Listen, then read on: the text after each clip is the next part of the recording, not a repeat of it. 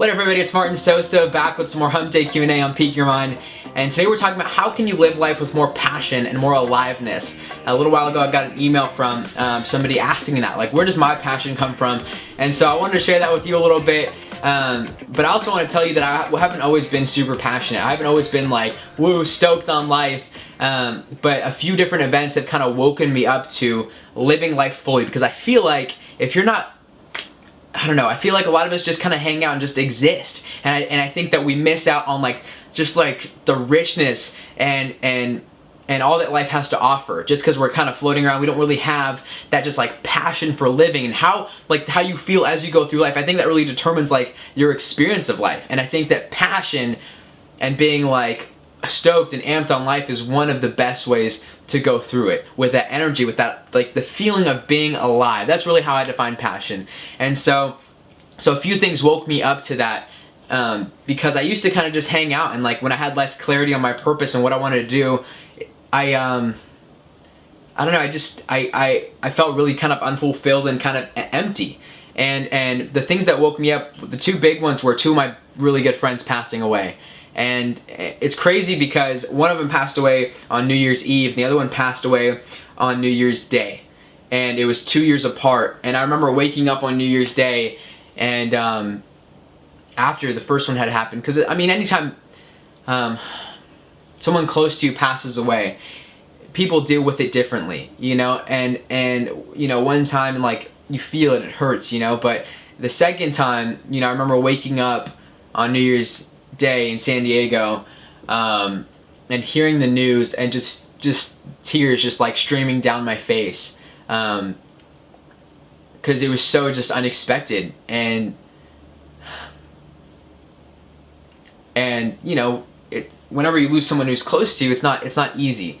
But in that moment, it was really easy to get pessimistic. It's easy to stack those experiences and think life isn't fair, you know, screw this. But I knew that wasn't going to help me. It wasn't going to help anybody. And so I decided in that moment that I was going to honor them. I was going to honor their lives by living my life fully. That I was going to take advantage of every second, every moment that I had on this earth. And I haven't. I'll be honest. I haven't been perfect at it. It's easy to, you know, slip into bad moods or funks, or just feel lazy or whatever.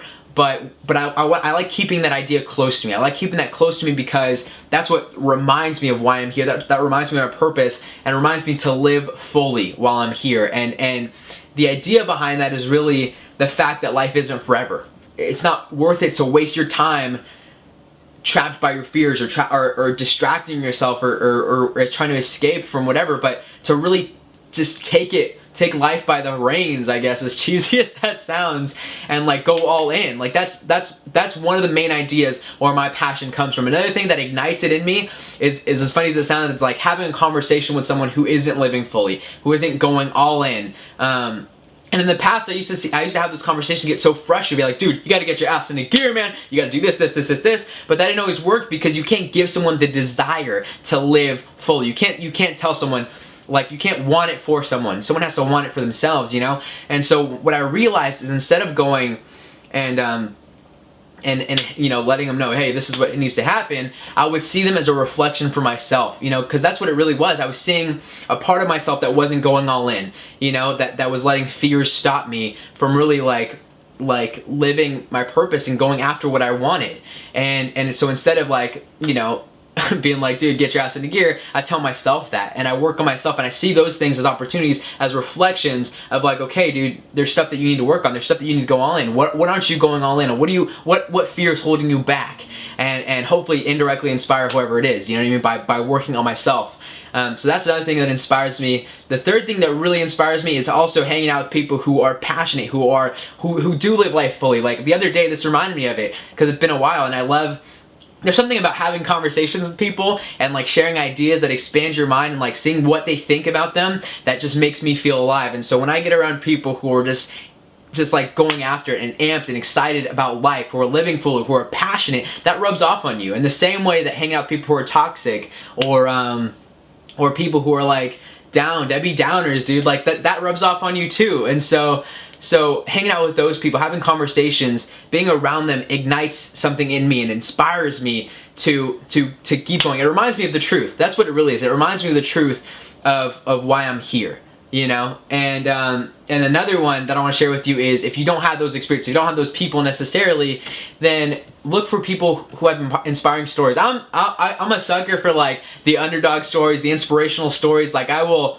like towards the end of the movie, I'll have like, you know, my eyes get a little watery. So beautiful.